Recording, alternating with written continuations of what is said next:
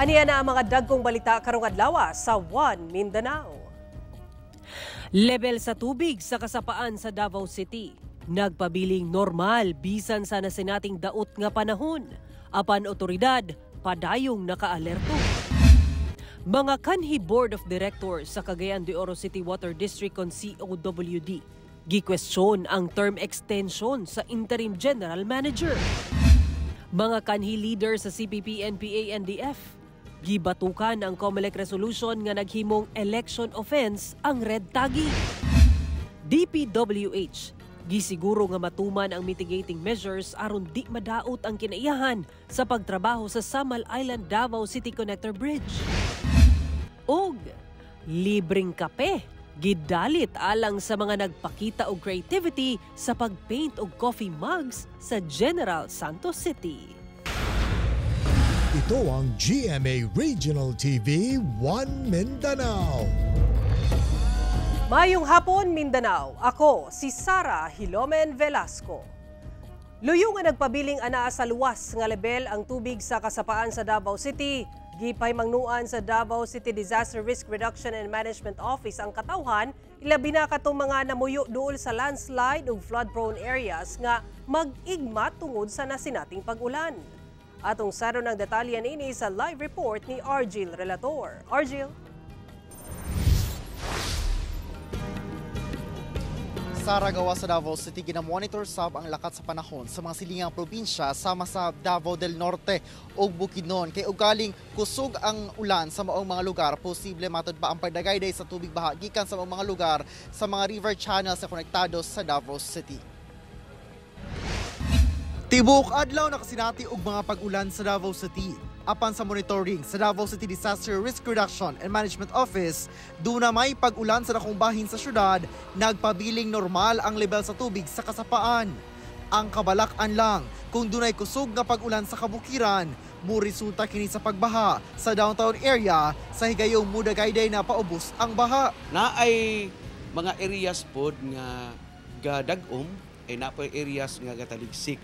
So far, labi na ginamonitor mo ang upland area, mga bukid, wala po'y monitoring dito nga kusog ang ulan. Naidagom o na po'y taligsik. Unya, gimonitor po nato ang atong mga kasapaan, atong river channels. So far, wala siya significant nga nag-increase. Hinoon, 24/7 man nga nakaandam ang mga personahe sa Davao CDRMO o andam sa Pirmi ang ilang mga kagamitan. Doon na may pagdaot sa panahon o wala. Naka-alerto na sab ang mga barangay nga mo'y naka-monitor sa sitwasyon sa kasapaan gawa sa mga naka-install nga kamera sa CDRMO.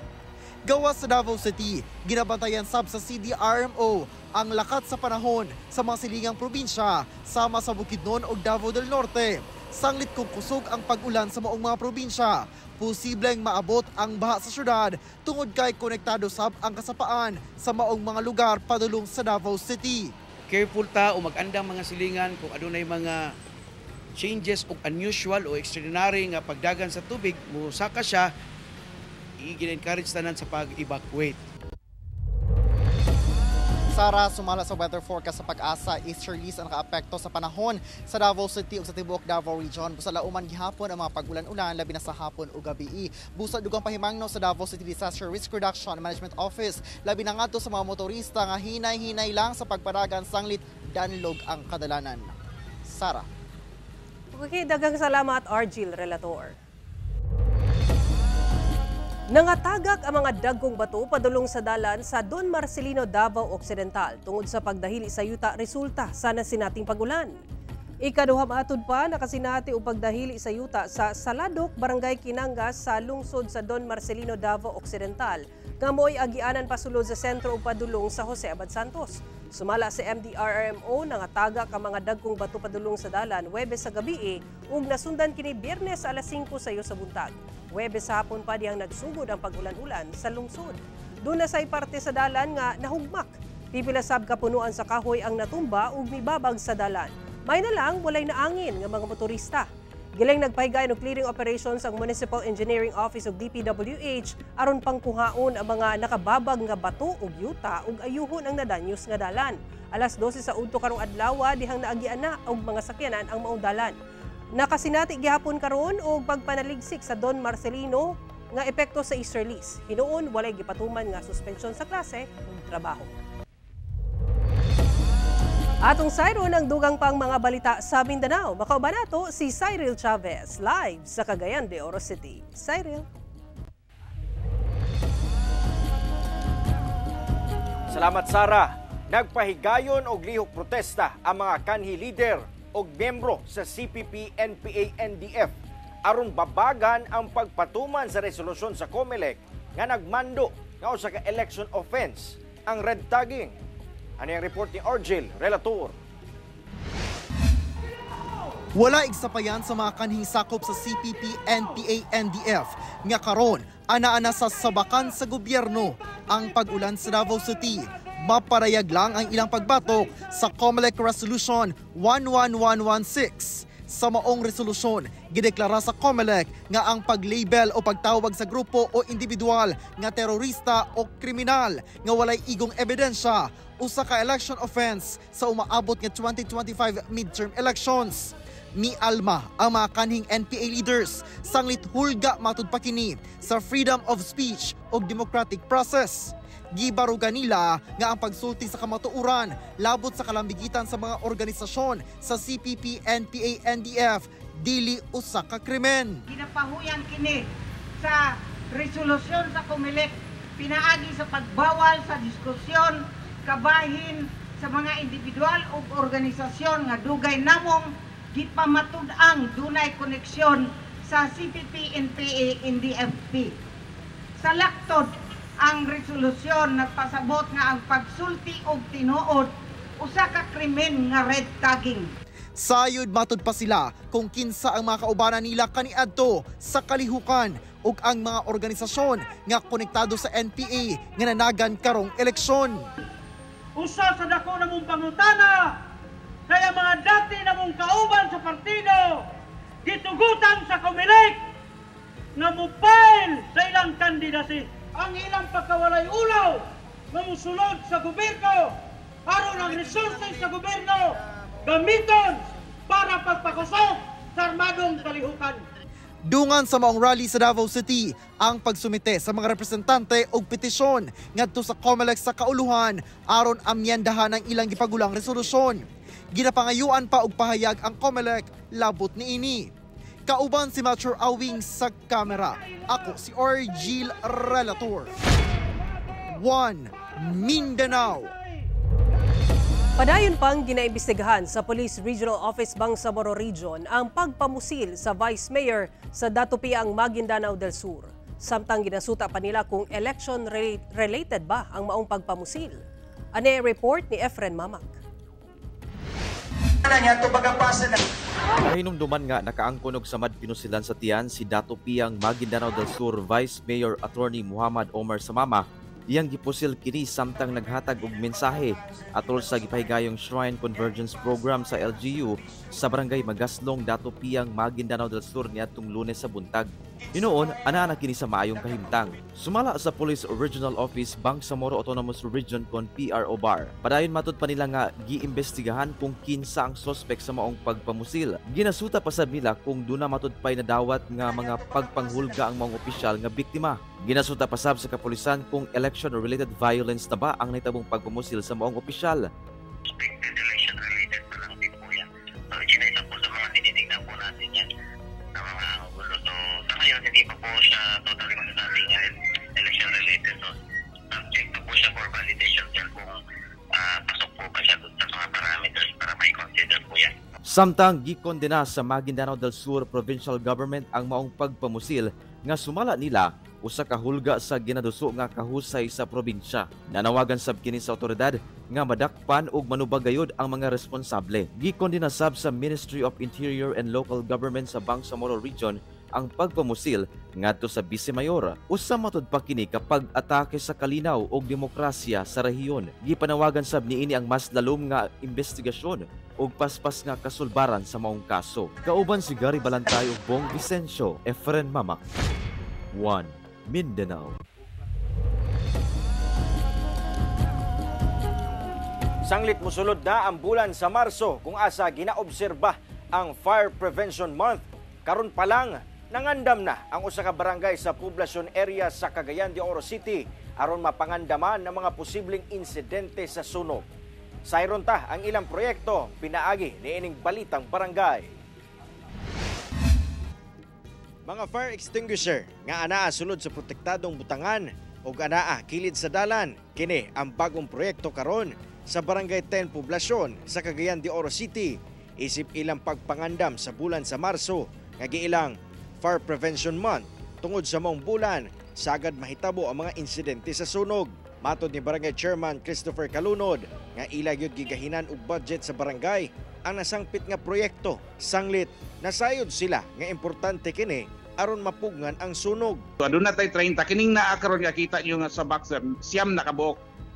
So ang naiisa na sobra kay ang capacity niya ana among gihimo nga box ko diha siyam. So natay isa pod nga gi-standby dinhi sa barangay. Gani dili matod pa kini ang unang higayon nga ilang giprioridad ang pagkuha og mga fire extinguisher.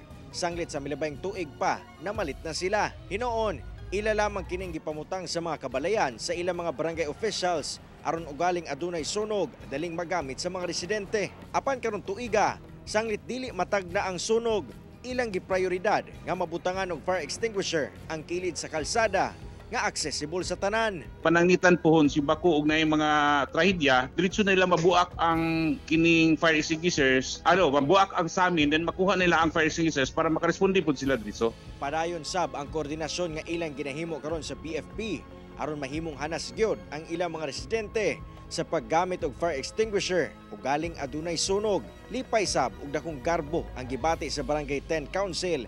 Sanglit sila ang labing unang barangay sa syudad nga naka-inisyatibo sa maong proyekto. Kauban si Jaybert Pairat, Cyril Chavez. 1 Mindanao. Ito ang GMA Regional TV 1 Mindanao. Good news alang sa mga motorista kay posibleng muubos ang presyo sa mga produktong petrolyo sunod semana. Sumala sa Oil Industry Management Bureau sa Department of Energy base sa 4-day trading. Posibleng anaa sa 90 centavos kutob piso ug 20 centavos kada litro ang iubos sa presyo sa gasolina ug diesel. Samtang piso ug 30 centavos kada litro ug piso ug 50 centavos matag litro ang ikunod sa presyo sa kerosene. Ang maong pag-ubos sa presyo sa lana sunod semana gumikan sa posibleng ubos nga fuel demand sa Korea, taas ka inventory sa Estados Unidos sa mga produkto, epekto sa Ukraine-Russia ceasefire deal ug uban pa. Mamahimo pa kining mausab base sa resulta sa trading karong adlaw. Gisiguro sa DPWH nga mituman sila sa mitigating measures aron di madaot ang kinaiyahan sa pagtrabaho sa Samal Island Davao City Connector Bridge. Eksklusibong gipasilip sa buhatan ang kasamtangang development sa konstruksyon. Ani report ni John D. Esteban.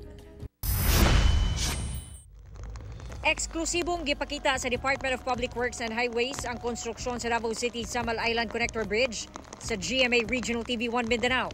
Kini ang labing unang pasilip sa nagpadayong konstruksyon sa proyekto. Mao kini ang gitukod nga agianan sa crane ug uban pang equipment nga gamiton sa pagtrabaho sa tulay. Ug dinhi usab iagi ang mga materyales. Gipasabot sab sa DPWH nga ang paggamit og craneway ang naaprubahan nga methodology o pamaagi sa pagtukod sa tulay kay luwas itandi sa paggamit og barge. Yung sa barge is more risky because this Pakiputan Strait is a more busy area. If we use barge, malaking effect sa environment because the barge cannot enter on the shallow water. So anong gagawin natin? Magtatambak. So mas malaking effect sa marine life. Padayon ang pagtukod sa mga board file sa pundasyon sa tulay.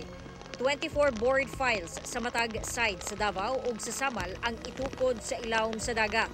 Ang ginakon anaa sa 2.7 meters ang diameter, 130 meters ang gilawmon. Dito tatayo yung tatawag natin pylon, yung main frame natin. Doon kakabit yung extra dos cable. Ginasiguro usab nila nga way hugaw nga malabay sa dagat. Bisan nagdaot ang panahon, padayon gihapon ang pagtrabaho sa Davao-Samal Connector Bridge. Gani kini na-drill na ni siya, unya ang kining napundo nga tubig. Suyupon pinaagi niining pump out machine. Ay ibutang ang bakal alang sa foundation sa tulay. Kontrolado kayo ang ilahang ginahimo o ginapatuman ang mitigating measures aron dili masagol ang mga chemical nga gigamit ngadto sa dagat. We are using permanent casing as what you have seen here. That's permanent casing. So wala siyang chemical na lalabas. Ang chemical na we are using now is only the slurry or bentonite. Then after we reach the right depth of the board pile, ta-transfer natin sa other hole. Yun yung may bentonite, yung chemical. Then after that clearing, that's the time we install our rebars. Ginatrabaho sab sa DPWH ang pag-address sa issue sa road right-of-way. Sa karon out of 52 properties diri sa Davao side, 38 nang ato ang nabayaran and 14 are still being processed. For the expropriation part, out of 7 properties, unom na ang ato ang nabayaran and then usa na lang ang atong ginaproseso. Gipaniguro sab nila nga dili maundang ang proyekto nga gilaumang matapos sa 2028. This is a China grant, so dire-diretso ang atong pondo ani. There is no possibility na maundang ning proyekto kay kung makita ninyo taas-taas na ang ato ang accomplishment. Ang project dunay kapin 20.8 billion pesos nga pondo. Ang tulay walay toll fee. Upat ang lane ug dunay gilayon nga 4.6 kilometers. Kauban si Bebot Cajes sa kamera. John D. Esteban, 1 Mindanao. Mga set-aside Board of Director kon kanhi Board of Directors sa Cagayan de Oro City Water District gipalagan ang term extension sa interim general manager. Gani, pugsano nilang gisulod ang maong buhatan. Ang detalye sa report ni James Paulo Yap. Human ang pipila ka bulan nga pag-take over sa mga interim officials gikan sa Local Water Utilities Administration kun LUA sa Cagayan de Oro City Water District. Subling misaka ang tensyon sa COWD dihang misulod pagbalik ang mga set-aside Board of Directors kun kanhi nga Board of Directors sa maong buhatan. Pinanguluhan ni Chairman of the Board, Jerry Canyo. Sa ilang pagsulod, gisita pa sila sa gwardya apan mi padayon gayod aron kwestiyonon ang giingong pag-extend sa termino na Interim General Manager Harales. This is a government agency. Under government rules and regulations, dili ka pwede mo discharge sa imong function kung wala kay dokumento. Dili pwede nga mag-function ka nya walay dokumento. We would like to see that legal document nga ilang gi-claim nga naa kay hangtod karong mga panahon na wa gid misukan kakita. Una na nga gibutyag ni COWD Interim General Manager Fermin Harales nga nakadawat matud pa siya og tawag gikan sa LUA mahitungod sa pag-extend sa iyang termino sulod sa 8 ka bulan. This is full intervention under the legal mandate and authority of the Local Water Utilities Administration to step in if need be as a regulatory agency to all water districts in the country. Sumala ni Harales nga karong adlaw kuno moabot ang representante sa LUA nga magbit-bit sa mga dokumento sa term extension ni ini. Mosad ng atong ikatingalahan kay pwede ra manunta ipadala galis messenger o picturean nga naa kini kaming ang hard copy pero wala man. Lakip sa gikwestiyon ang gahom ni Harales nga magsuspenso og trabahante. Violation is a security of tenure. They are protected by their eligibility. No, pero gi-violate niya tungod kay feeling siguro niya daghang kaayo siya og gahom, no? Kay puro ra ba siya mayon nga ako ning kaila, ako kay kaila, no? But actually, boils down na po na sa dokumento. Dugang ni Canyo, nga kung dili kuno mapakita ang maong dokumento karong adlaw, mapugos kuno sila pag-take over sa COWD sa adlawng Lunes. Kauban si Jade Gabas, James Paulo Yap, 1 Mindanao. 28 ka mga senior citizens sa Cagayan de Oro City nga miabot na sa ilang milestone age ang nakadawat og cash benefits gikan sa National Commission of Senior Citizens subay sa pagpatuman sa Expanded Centenarians Act. Samtang duha ka senior citizens sa Cagayan de Oro City Jail nakadawat sa ilang pensyon bisan anaa sulod sa prisuhan. Ano ang report? Adlong Huwebes, dungan nga nakadawat og 10,000 pesos cash benefits ang ana sa 28 ka mga Cagayanong senior citizen. Nanguna sa pagpanghatag ang National Commission of Senior Citizens subay sa pagpatuman sa Republic Act 11982 kon Expanded Centenarians Act of 2024. Ang mga senior citizens nga nakadawat katong mga nakatungtong na sa on-top milestone age o mga octogenarians nga nag-edad og 80 ug 85 anyos og nonagenarians o nag-edad og 90 ug 95 anyos. Dakong kalipay ang gibati sa mga benepisyaryo tungod sa tabang nga ilang nadawatan. Daghang pasalamat sa gihatag sa ako.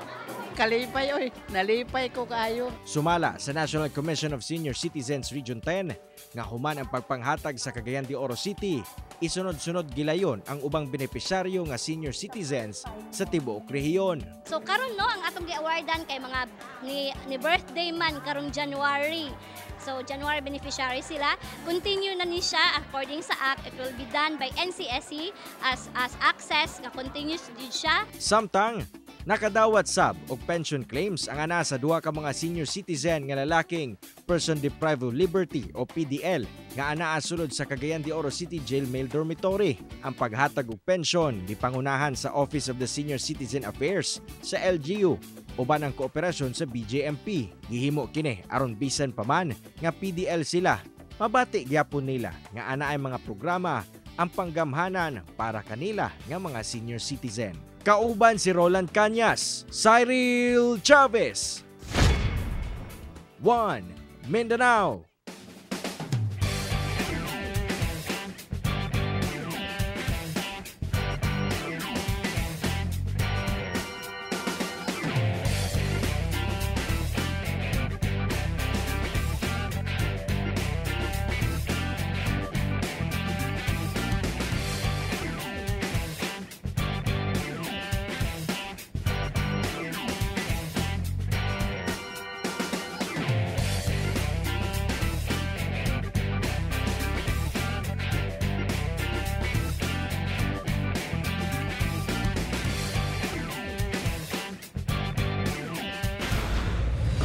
Ito ang GMA Regional TV 1 Mindanao. Halos 3,000 ka mga individual gikan sa fishing community ang nakabenepisyo sa medical ug social services atol sa gipahigayong civil military operations from the sea sa Mapon, Tawi-Tawi.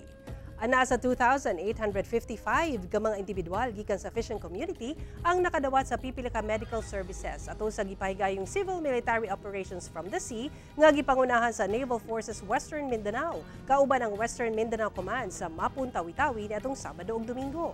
Sagad sa medical nga serbisyo mao ang minor surgery, medical consultation nga dunay libreng tambal, eye check-up, dental services, lakip, libreng tuli. Doon na say nakabenepisyo sa ubang social services sama sa free haircut, lakip gift giving. Matod sa Naval Forces Western Mindanao, paagi sab kini aron matagad ang ubang panginahanglanon sa mga anaa sa underserved communities gawa sa pagpadasig sa maritime domain awareness sa mga coastal community.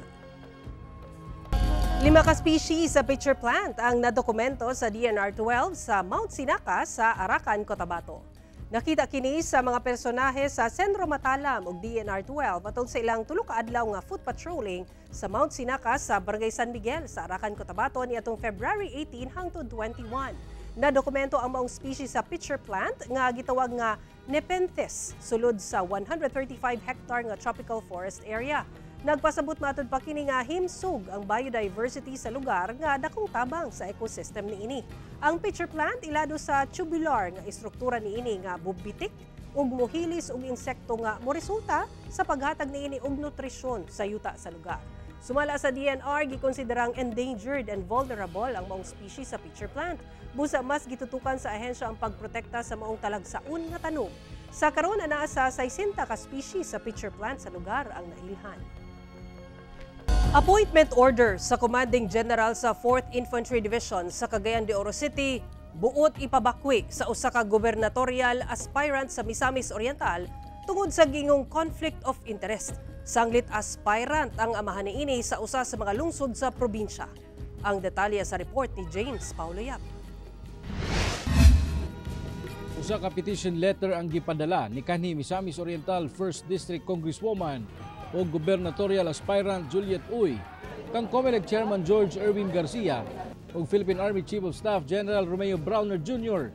Kini aron ipabakoy ang appointment ni Brigadier General Michel Anayron Jr.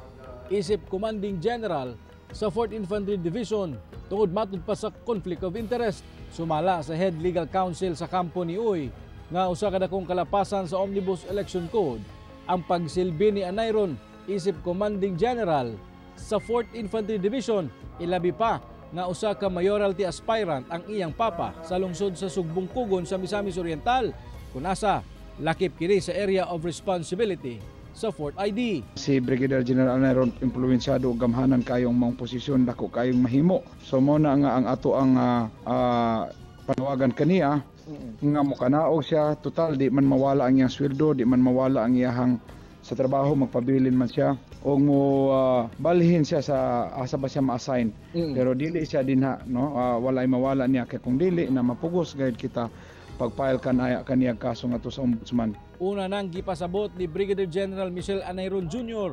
nga usa ka political organization ang Philippine Army. Dili sab kuno sila ubos sa mando sa local chief executives. Dugang niya nga pipila ka higayon na kuno siyang nagsilbi sa eleksyon sa Northern Mindanao o wala kuno'y bisan usa ka reklamo nga gipasaka batok kaniya. Dito pabalik-balik ako ng 4th Infantry Division, no? Simula kapitan, major, lieutenant colonel, nag-full colonel ako ganyan. Meron bang ganung issue sa akin? Yun lang ang tanong ko, meron bang ganung issue na so sa akin lang is trabaho kung anong binigay sa trabaho sa akin. Sa karon, nagpaabot pa kuno ang kampo ni Juliet Uy sa tubag sa COMELEC. Ako si James Paulo Yap, 1 Mindanao. Namatikdan karon ang padayong pagsaka sa presyo sa itlog sa Bangkerohan Public Market sa Davao City. Sa pagpanubay sa GMA Super Radio Davao sa maong merkado publiko, mapalit na sa 7 pesos ug 75 centavos ang matag buok sa piwi size nga itlog. Samtang 8 pesos hangtod sa 8 pesos ug 50 centavos ang matag buok sa small size gikan sa 7 pesos sa milabayng semana. Misa kasab sa 8 pesos ug 75 centavos ang large size nga itlog. 9 pesos ug 50 centavos sa matag buok sa XL ug 10 pesos matag buok sa jumbo size. Una nang giangkon sa mga egg vendor sa syudad ang pagnihit sa supply sa itlog tungod sa kaling sa mga manok gikan sa mga supplier niini. Isip pagsaulog sa National Arts Month karong bulan sa Pebrero, dunay pa-coffee with a twist ang usa ka coffee shop sa General Santos City kung asa una ka mohigop sa imong init nga kape, ipagawas ang imong artistic skills pinaagi sa pagpaint sa mug nga gamiton. Gidugok gayud sa mga partisipante ang aktibidad nga libreng gitanyag niining coffee farm shop sa Gensa niadtong Domingo. Dala-dala nila ang ilang paintbrush, dayon ihay na og diskarte sa pagpainit sa ilang baso sa managlahing disenyo o pagpaint sa ilang baso sa managlahing disenyo nga ilang buot ipadayag karong nagsaulog kita sa National Arts Month. Gilangkuban kini sa estudyante, mga amateur ug mga hanas na sama sa mga local artists sa syudad. Gani tuod man sama sa init nga kape, makita sabang kainit sa pagpakita ug pagmahal sa mga partisipante sa arts. Karong bulana gisaulog sa nasod ang National Arts Month isip paghatag og bili sa natampo sa arts sa paglambo sa nasod. Mao kato ang mga ulahing balita sa Mindanao karong adlaw. Mamahimo ninyo kining makita pag-usab pinaagi sa pagbisita sa official website sa GMA Regional TV o bisita ang among official YouTube channel o gi-click ang subscribe button para sa pinakaulahing balita. Daghang salamat sa atong mga kapuso sa Mindanao nga nagalantaw kanamo sa atong mga kapuso abroad. Padayon lang sa pagtutok sa mga lokal nga balita matag adlaw tungod sa GMA Regional TV, Local News Matters. Kami ang GMA Regional TV 1 Mindanao, tibok persa para sa mas dakong misyon ug mas halapad nga pagserbisyo sa nasod. Happy weekend mga kapuso ug mag-amping kita kanunay.